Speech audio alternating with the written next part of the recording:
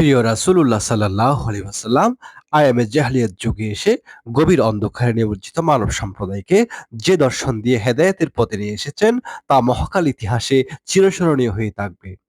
প্রিয় নবীজি সাল্লাল্লাহু আলাইহি ওয়াসাল্লাম যে দর্শন, আদর্শ, নিয়ামত দিয়ে মানুষকে হেদায়েত করেছেন সেই নিয়ামতসমূহ কালের পরিক্রমায় এসে পৌঁছেছে খলিলুল্লাহ আওলাদে মুস্তাফা খলিফায়ে রাসূল হযরত শাইখ সৈয়দ গাউসুল আজম রাদিয়াল্লাহু আনহুর কাছে।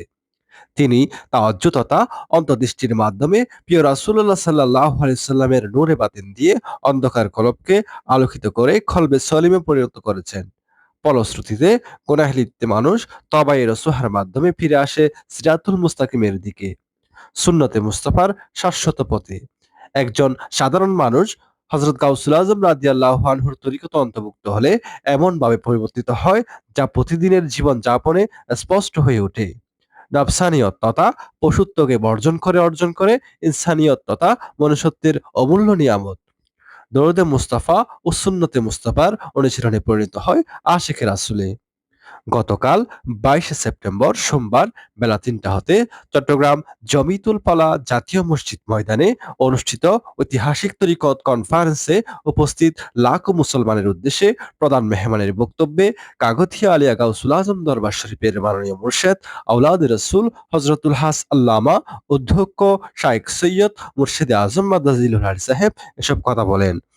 চট্টগ্রাম বিশ্ববিদ্যালয়ের সিনেট সদস্য ও সংগঠনের মহাসচিব প্রফেসর ডক্টর মোহাম্মদ আবুল মনসুরের সভাপতিত্বে অনুষ্ঠিত তরিকত কনফারেন্সে উদ্বোধক হিসেবে উপস্থিত ছিলেন চট্টগ্রাম সিটি কর্পোরেশনের সম্মানিত মেয়র ডক্টর মোহাম্মদ শাহাদাত হোসেন।